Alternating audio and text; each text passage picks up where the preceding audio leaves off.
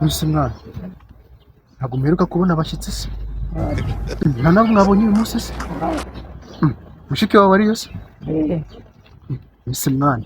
Yatetse se. Nako warugiye. Ibyo ntabwo bikureba. Ko numva bikazera.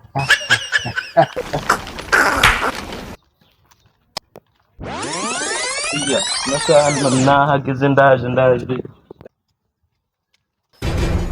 Mwana. Mugiye mwana, banagakese mwana. Ushakira iki se mwana? Ushakira iki?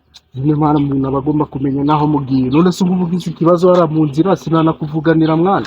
Ese turaziranye wewe wamvugana n'ibyo bikoti bicitse wewe umvuganira gute? Mwana nawe wanambwira. Abantu mwivangira abantu urambaza iki n'ibyo bikoti bicitse amasaha yansize. Utumbwira ngo ibikoti bicitse ibyo bihuriye n'ibyo ndi kukubaza mwana. Wanyibwirira aho ugiye mwana ibyo bitwaye. Mwajya muvuga neza mwana. Yuzuye ko ibyo biri kuncika mwana njye nigiriye mu bukwe.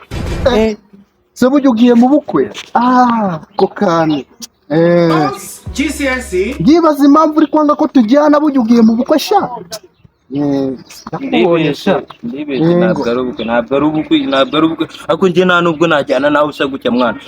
Niba ari inda ndende mfite wenda ukaba uri kumbwira umushiha nanda yigabanya sibyo se mwana ariko ubwira ugiye ntacyo bitwaye mwana sibyo ibyo bikweto nta bikweto se bitwaye iki mwana ngo reba n'amakote nawe mwana reba nawe umuntu w'umusore wacyo uri hagarara reba t-shirt izi nizo myambaro zigezweho kweri reba amakote wowe urebe n'inkweto ako izi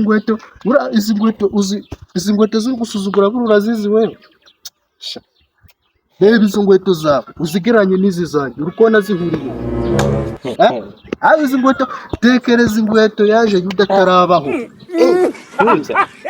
yo witondera inkweto y'abasaza aya makoti yose mwa akureba nawe umuntu w'umusore kweri reba t-shirt kweri yajyana n'umujyi murenganya n'abantu mwana ndamubaza bura warize asha uri kundajya ngo ntabwo nize we ako we bura uziza good morning nyinshi twize wowe sha bura uziza good morning twize good morning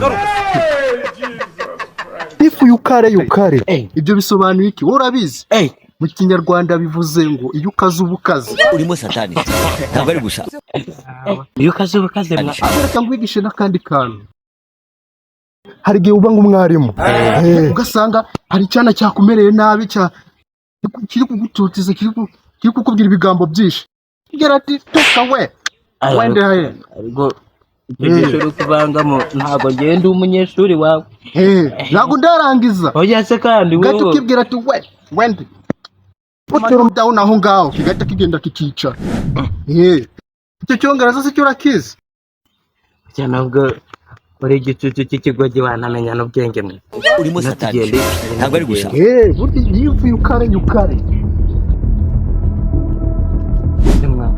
ndagendana n'umuntu ntazi witwa nde iyo wavuga byose narebe mwana yewe siko nabaye ngase rwakira icyo cyose baranyita izina nshaka bavuga NAYUBUNYOBWA ay'ubunyobwa mwe NAYUBUNYOBWA arabone nta nabivuze mwa wagira ubwenge bwawe utumye ku kiribwa mwana amagambo mwana ngiye bwa kuciri kunyindira yo pfa kumbwira ko ugiye mu bukwe nta kindi ngemba ndegereje ubwo se ubukwe ari ngiye kujyanye uranjyanye ngenda ndagutinza weho ariko mwana ugira genda mwa ubu narankurikiye pe kubera ibijyo ubundi wakwitwa NAYUBUNYOBWA kabura umuntu muzima abanyinda nungera umugongo se utangiye kumbwiza nane narimwe kubijyo ngiye kukujyana mu bukwe ukatangira kwambwira nane narimwe mana uri kundindira ntabwo ndanakugora n'ikirushe nakitabaye unagendana n'ibirushe mu nzira uze nta n'ibiyuko ufite ko mbona ufite n'ibirushe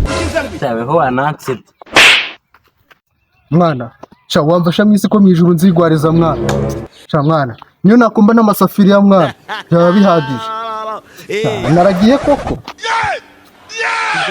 none ndarya bigiye utemwa